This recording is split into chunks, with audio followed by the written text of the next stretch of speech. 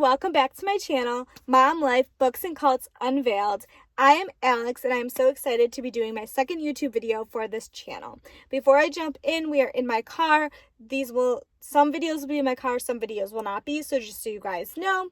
And today we're going to talk about the books I read in August. I have 6 here and we're going to talk about them and I'm going to tell you my rating. And I'm not going to give you too much information in case you decide to read. I will also have the list of books in the description for you guys as well.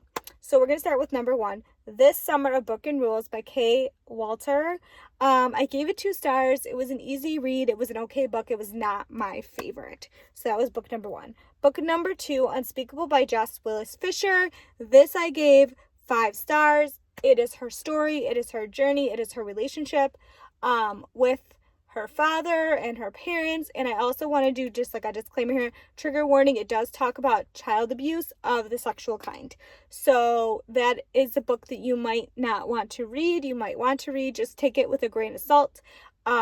She does have a lot of trigger warnings in her book, and she does also say if you are a survivor, you might not want to listen to X, Y, and Z. She's really, really good about doing that. So that is book number 2.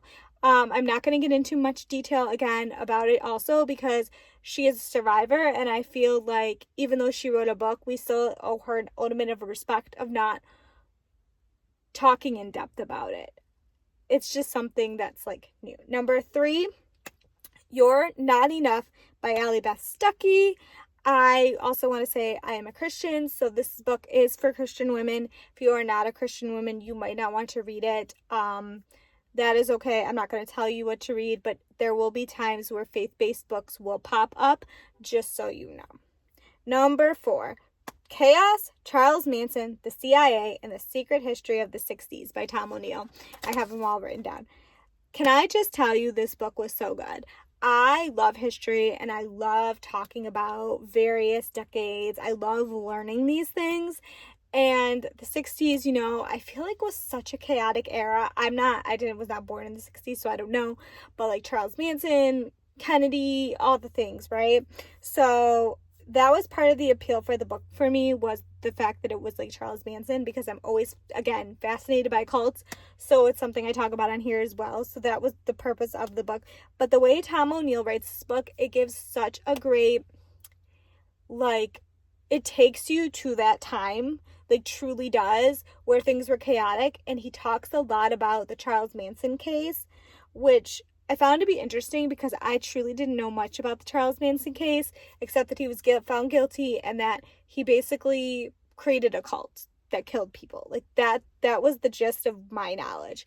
It was definitely a different experience. Now I'm going to say something here because there is some criticism of the book out there that we're negating what Charles Manson did.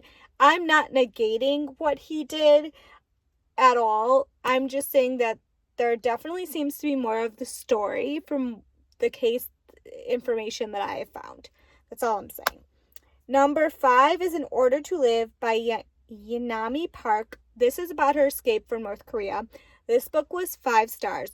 But I will say, after reading this book, I feel like the United States and the UN need to sit down and have some conversations with some countries, because how is this happening? Like, certain things in the book that she talks about, I was dumbfounded to find out that other countries were participating in certain things in regards to people escaping Korea. It was like, what?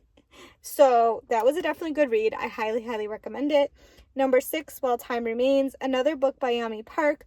This one's a little bit more political than most of the books I've read, and not necessarily political way one way or the other. She is definitely very neutral stance, but she definitely raises a lot of points about the state of our country and things of that nature. And I just thought it was a really good book and really eye-opening from her experience from North Korea coming to America. That's really all I have to say about this. I will not argue. I will not discuss politics of the situation. I will just, that's all there is to it. So that is number 6. And that is the end of the books I read in August. I hope you guys enjoyed this video. Please give it a big thumbs up if you do. If you're not subscribed, please go subscribe and look today. And I will see you all next time.